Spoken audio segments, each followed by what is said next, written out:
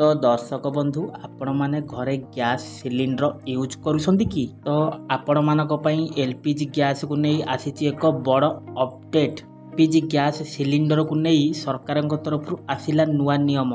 यही काम न कले कटिजिव आपणकर एलपीजी गैस कनेक्शन। तो दर्शक बंधु आपण माने एबेठु करि नियंतु एही काम। आपण माने एबेठु एही काम न कले कटिजिव आपणकर गैस कनेक्शन। तो दर्शक बंधु एलपीजी गैस सिलिंडर को नहीं कौन आसी बड़ इनफॉरमेशन यार संपूर्ण डिटेल्स मुझे भिडियो जनईदेवी। आ पूर्व आपण मानक मोर छोट रिक्वेस्ट कि दयाकोरी भिडियोटा को शेष पर्यंत देखंतु। आउ जदि प्रथम थर पे एबे ही भिडियो को देखुछंती भिडियो को गोटे लाइक कर दियंतु। आ ता संगे संगे मनवाना मनी रेडी चैनल को सब्सक्राइब करी पाखर आसुवा घंटी बटन को ऑल रे दबाई नियंतु। हेलो फ्रेंड्स नमस्कार जय जगन्नाथ मो मनुआ आपण मानक स्वागत करुच्ची आज आउ एक नुआ दमदार भिडियो। तो दर्शक बंधु वर्तमान उज्ज्वला योजना रे जहाँकि सुलभ मूल्य हिताधिकारी को गैस सिलिंडर जोगाई दि जाउची। गत वर्ष जो माने नुआ कनेक्शन पाइछंती सेमानकु केवाईसी कराइबा पई केंद्र पेट्रोलियम मंत्रालय पक्षरु एक निर्देशनामा जारी करा दैछि। एथिपई कोनोसी समय रे सीमा धार्य करा दै नथिला किंतु वर्तमान केवाईसी कराई नेबाकू समय सीमा धार्य कराई सरकार तरफ। आगुरी एते गुरुतर नथिला एबे किंतु समय सीमा गाइडलाइन भितर रखा जाइछि। तो ता पूर्व आपण माने कराई नियंतु केवाईसी कंप्लीट गैस सिलिंडर पई जहाँ कि केवाईसी जांच पई लोकों को सेमानकर आधार कार्ड नकल दाखल करने पड़ो। या संगे संगे केवाईसी करिया पई गैस एजेंसी गुडी को मेसीन मध्य दिया जायछि जेउंथिरे व्यक्ति मानक नाम रे गैस एजेंसी रही केवल से मैंने ही दस्तावेज नहीं केवाईसी करें। यह हिताधिकारी एजेंसी द्वारा अवगत कराई जाइए। आपण एजेंसी जाकि जो एजेंसी आनी से केवाईसी कंप्लीट करेंगे आधार कार्ड नहीं। तो आपण मानक अनुरोध।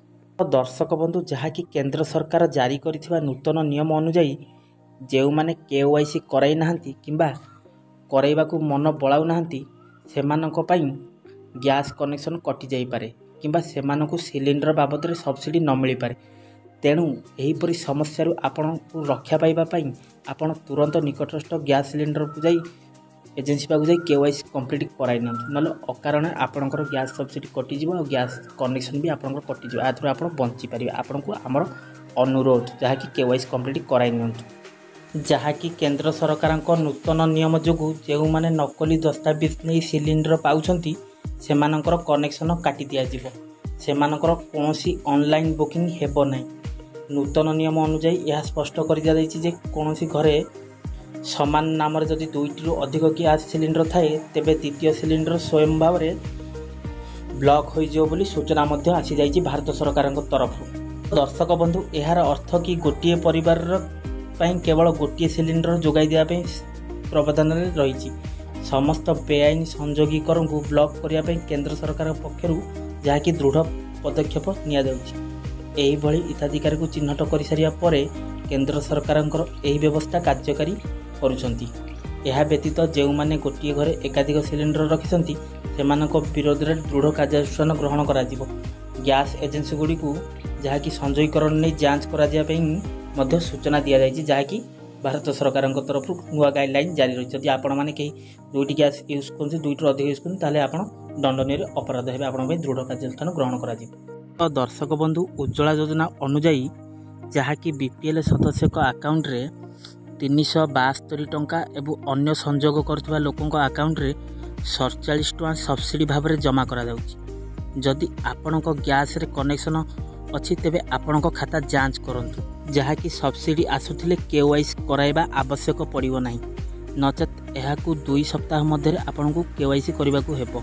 उज्ज्वला योजना अधीन रे थिबा लोकंकू मध्य एही एजेंसी केवाईसी जांच करिया पई पड़िबो।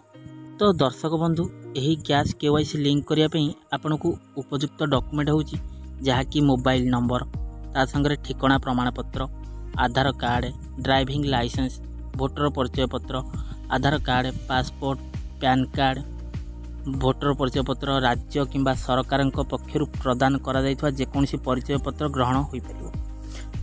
आपण एही सब डॉक्यूमेंट नै आपणकर निकटतम गैस एजेंसी सहित जोगाजोग करी आपण चाहिए KYC कंप्लीट करेंगे। आउ KYC कंप्लीट करदे आपंकर अटिकी रही है जहाँकि सब्सिडी टंका आपण पाइपर गैस एजेंसी केबे कटिबो नाही। दर्शक बंधु आज यही गैस KYC कंप्लीट प्रोसेस छोटिया भिडियोटी आपण मानक केमिति लागिला कमेंट बॉक्स में मतामत देवे।